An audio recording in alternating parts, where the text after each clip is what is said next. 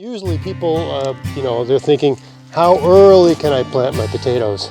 How soon can I get them in? They're worried about it being too early. And I would actually go the other way on that. Having planted potatoes early.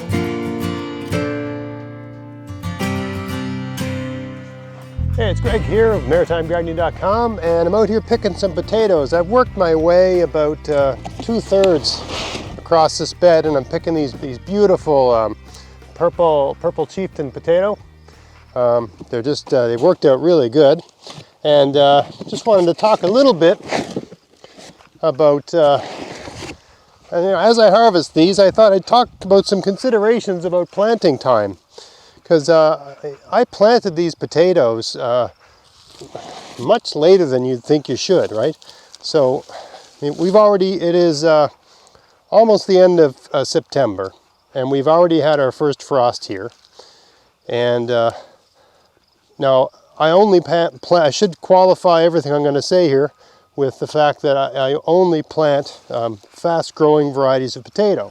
Okay, so fast-growing to me means mature in 70 to 80 days, and there are varieties that grow that quickly, and I believe this is one of them. I can't remember, but I tend to choose that, so I'm going to assume it's what I got here.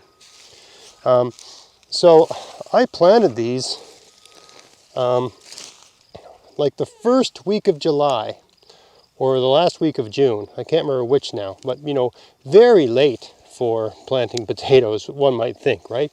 Because usually people, they're thinking, how early can I plant my potatoes?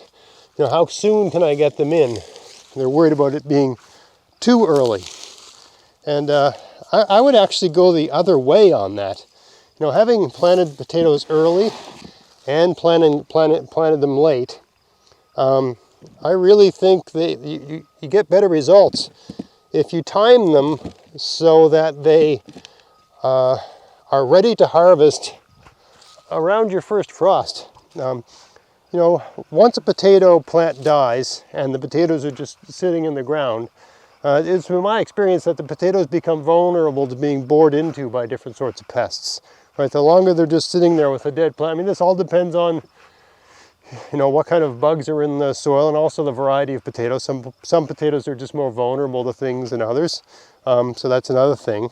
But of course, if they're vulnerable, the longer they're sitting in the soil, the more chance there is of something happening, right?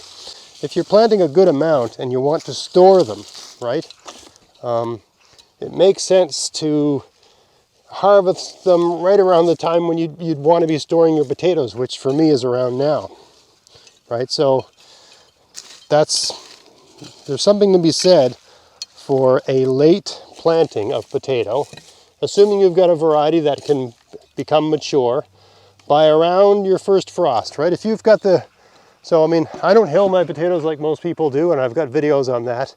I put the potatoes in the ground, about that deep, then I cover the whole thing with a bunch of mulch, and the potatoes just grow underneath the mulch. Okay, so it's a different technique than many people are brought up to believe in, if you can use that word.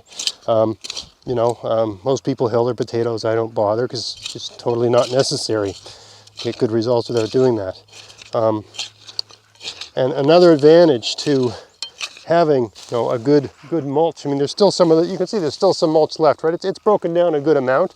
There's probably when I first planted these, there was probably 6 inches of mulch, maybe a little bit more, and now there's an inch, right? But the good thing about that mulch is that two things really.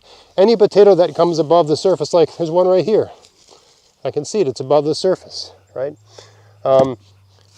The mulch is gonna push the mulch up, so the potato's not going to be exposed. It's not going to turn green from the sun. But also those potatoes that are close to the surface, if you do get a light frost in September, for instance, that mulch will protect them. If you get a hard frost, it's not going to protect them, but if you get a light frost, which can happen in early fall, that mulch will protect them from that, so that they're not compromised by it. Gonna switch sides here. I guess I should also, since I'm out here picking potatoes, I could explain my technique here. I mean, all I really do is I pick, I'll pull the plant and I throw the foliage on the part of the garden that's already been harvested. And then I brush the mulch aside, I brush the mulch aside and see if I can find any potatoes just by doing that. Just feel around, the first inch of the soil with my fingers. If I don't see any potatoes, then I use tools. Sometimes I'll use a wooden stick. It really depends, on to what extent. So I mean, this is, I'm a no-till gardener, but this is I guess, any one of my given garden beds gets potatoes planted in it once every 4 years. So to that extent, I guess once every 4 years, each of my beds gets something resembling a till, because that's what I'm doing here. So this whole area has been worked over. I don't think there's any more potatoes to be found. So I'm just smoothing the soil out. Right? Move my box over a bit more. These are all the ones that have come out of this bed. I would have planted, I don't know what it was, a small box, right? Box like that. Pound of potatoes or whatever it is. And this is what I'm getting out of it. I'm getting about, I'm finding with this particular variety and this particular garden bed, I'm getting about 8 potatoes per plant of various sizes from this sort of beautiful size on down. So I'm happy with that. But yeah, I just take the foliage, throw it over the bare soil, whatever potatoes I can find, and the weeds, right? There's the odd weed, of course.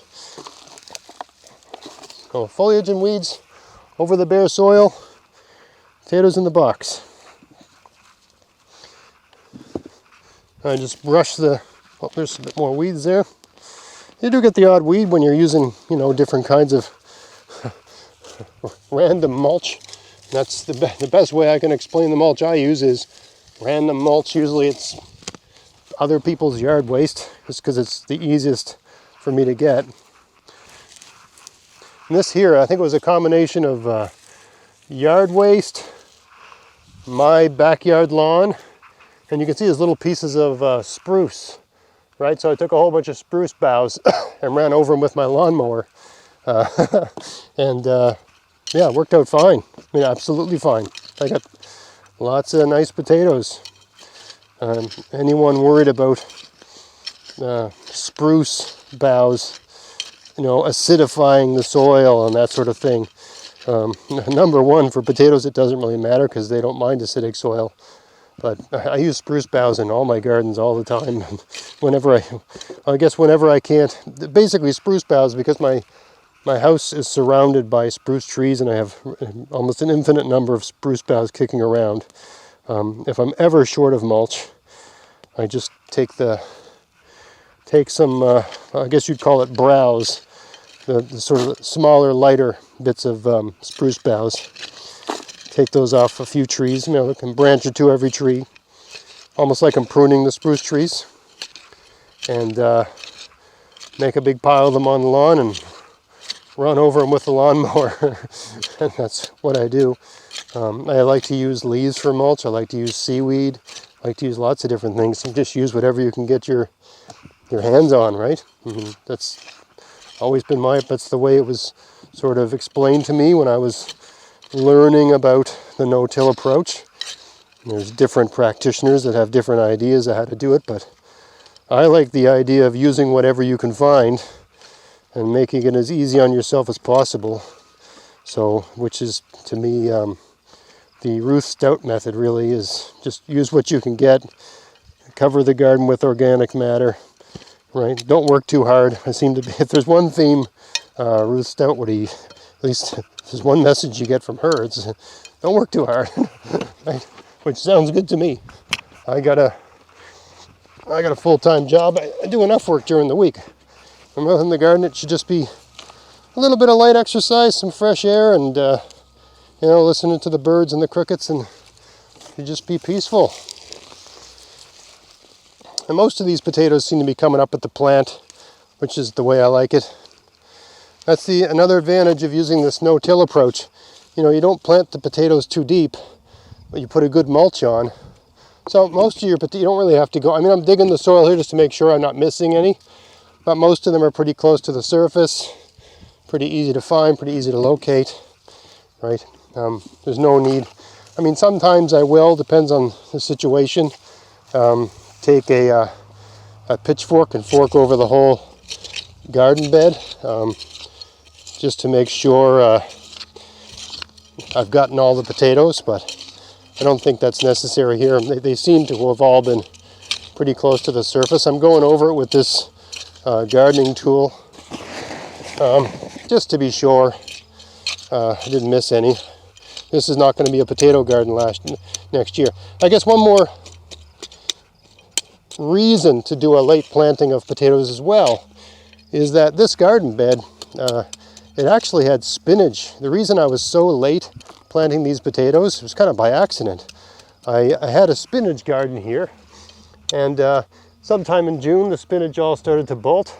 So you know, I just kept, you know, I guess in May I started harvesting the spinach, and from May and June I had spinach in this garden whenever I wanted it.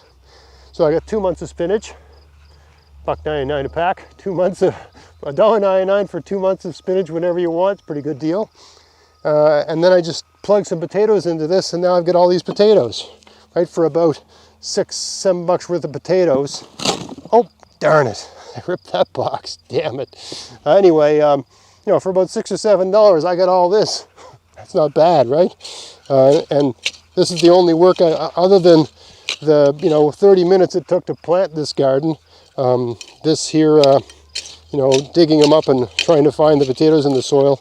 This is the only work I've had to do here all season long, right? Just stuck the potatoes in the ground about, you know, that deep, and put about an equal, you know, stuck them about 6 inches deep, put about 6 inches of mulch on top, and did nothing. Didn't water them, didn't do nothing, right? Now I got all these nice potatoes. So I try to do one potato video every year, and this is it, because I just think, you know, if you've got the space, you just can't go wrong planting. I like, you know, beans and potatoes are, if I had to just, you know, request two things, that would be the two things I grow. Maybe kale would be a third, but beans and potatoes, right? You got your, it's just such a healthy thing, you know. I think got your starches there. It's just, you know, they're a much maligned vegetable. They're very good for you, and there's just no reason not to grow potatoes if you've got the space. So yeah, a couple thoughts on potatoes. A little bit of a rambling video there, but hopefully there's some tidbits there that you know, are useful. The main thing is that you know, instead of being all hyper early in the garden season trying to figure out how soon you can get your potatoes in, if you're like me, and I would say 80% of the potatoes I grow are for eating in the winter, fall and winter. They're not for eating in the summer.